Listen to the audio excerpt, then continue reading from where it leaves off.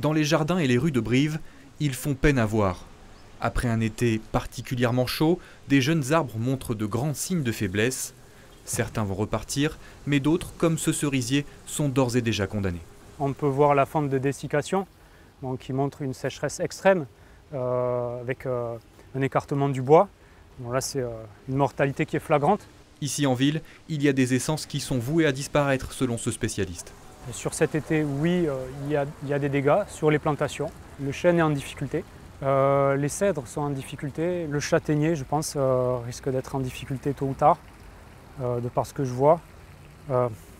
Après, on sait que le climat on va devoir faire appel à des essences qui sont plus implantées dans le sud.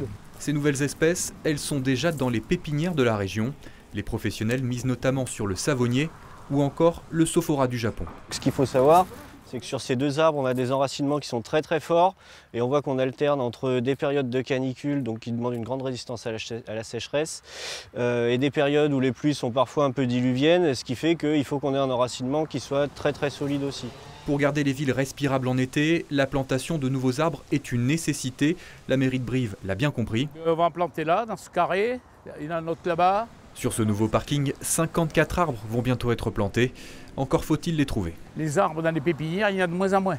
Parce qu'il y a beaucoup d'arbres qui périclitent. En plus, on a eu une tempête, nous, ici, il y a 2 mois. Donc, les pépinières sont très sollicitées pour avoir des arbres. Et aujourd'hui, ils n'ont pas d'arbres comme on souhaiterait acheter. Et à côté de ça, ils augmentent le prix aussi.